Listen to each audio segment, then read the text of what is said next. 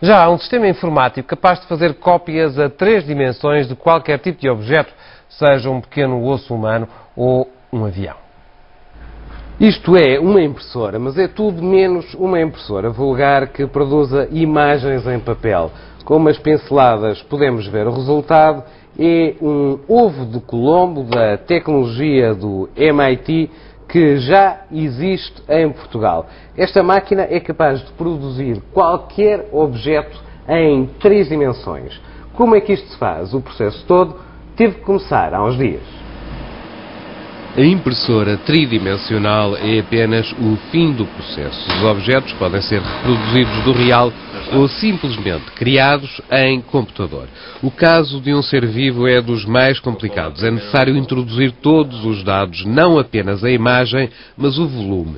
Mais alta tecnologia. Entra em cena o scanner 3D. Não é ficção, não é uma arma, é mesmo um aparelho equipado com vários lasers capazes de medir com precisão todos os contornos, todas as rugas. E não é ainda um processo fácil. É necessária alguma paciência e experiência para a colocação dos alvos que servem de referência aos lasers. A pouco e pouco, no computador, começa-se a criar uma imagem virtual a 3 dimensões que pode ser manipulada nos programas certos. Na maior parte dos casos ainda são feitos ajustes, melhoramentos, uma espécie de maquilhagem digital. É a partir daqui que a imagem pode transformar-se num objeto. É invulgar, mas não é segredo. A impressora 3D tem 2 pequenos tanques com um pó especial. O pó passa de um para o outro e é impresso em finas camadas, como se fossem folhas de papel. As camadas vão sendo sobrepostas e impressas com tinta e cola como numa impressora normal. Uma ideia genial que tem agora outras aplicações nos mais variados campos, desde a engenharia à medicina, e que em casos especiais pode mesmo ajudar a salvar vidas. Com a ajuda de taques e radiografias é possível reconstituir, por exemplo, os ossos de uma pessoa viva sem ser necessária uma intervenção cirúrgica. A partir de um TAC, conseguimos passar para um software capaz de ler essa informação bidimensional, gerar este volume 3D virtual, imprimir ou importar para um sistema de CAD, gerar uma tampa, gerar, por exemplo, uma prótese real, fazer o estudo, ou então ser utilizado para o caso de uma separação de gêmeas siamesas. Este é um exemplo de que a tecnologia pode ser usada em grandes dimensões. Exatamente. Neste caso concreto, nós digitalizamos um casco de um barco.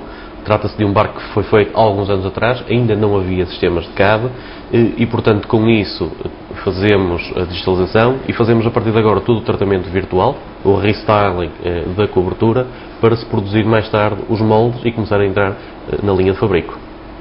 Temos aqui uma grande variedade de aplicações, começando desde elementos tão pequeninos como uma representação de uma molécula, passando para coisas um bocadinho maiores, como é o caso de uma maquete de arquitetura. Temos algo tão tecnológico como uma pá da indústria aeronáutica ou um componente de um motor, ou passando para as coisas do dia-a-dia, como por exemplo esta garrafa, ou um elemento que a maior parte das pessoas já utilizou, bancos de comboios, por exemplo, neste caso da Fertagos.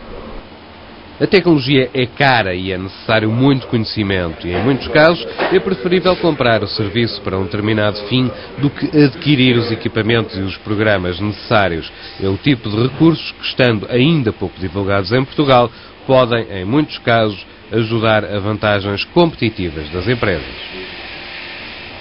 Em casos especiais é mesmo possível imprimir objetos flexíveis como este. Ou seja, estamos a falar de ferramentas tecnológicas que se pode dizer que estão hoje para a escultura como em tempos a fotografia esteve para a pintura. Ou seja, ainda nem sequer percebemos todo o potencial da tecnologia. Fernando Faria, Lourenço Medeiros, SIC.